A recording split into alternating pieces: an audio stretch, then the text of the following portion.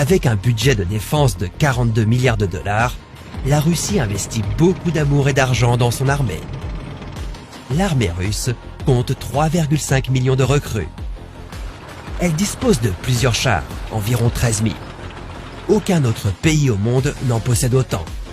La Russie possède également 27 000 véhicules blindés et occupe la première place mondiale avec ses 4 465 canons d'artillerie. Puis, il y a aussi les armes nucléaires russes dont il faut s'inquiéter. Au total, elle en a 6 257. Elles peuvent être lancées depuis des avions, des sous-marins ou des missiles.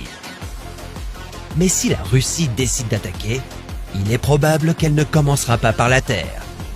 La première frappe viendrait probablement de l'air.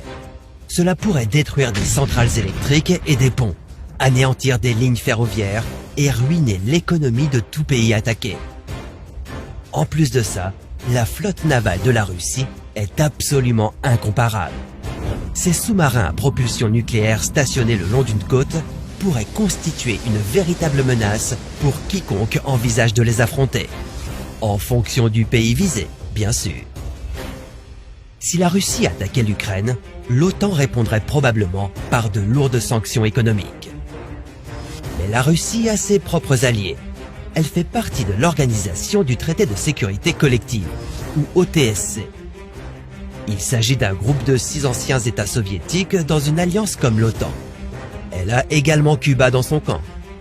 Et si les choses devenaient vraiment tendues, Cuba serait une base essentielle pour les troupes russes cherchant à faire des dégâts sur le sol américain. C'est plutôt effrayant d'avoir 100 000 soldats russes sur le seuil de votre porte. Mais il ne s'agirait probablement pas d'une guerre visant à anéantir un pays. Il y a de fortes chances que la Russie ait quelque chose à gagner de cela. Il peut s'agir de ressources naturelles ou d'influence politique. Quoi qu'il en soit, le plan ne serait pas d'anéantir toutes les cibles sur son chemin. Seulement de faire assez de dégâts pour se faire entendre.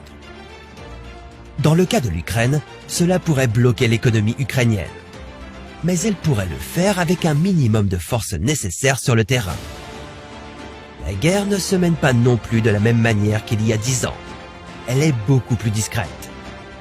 Une cyberattaque, ça vous dit quelque chose? Et si vous vous inquiétez des armes nucléaires russes, j'ai peut-être une idée pour en débarrasser le monde. Que diriez-vous d'atomiser un volcan au nom de la science?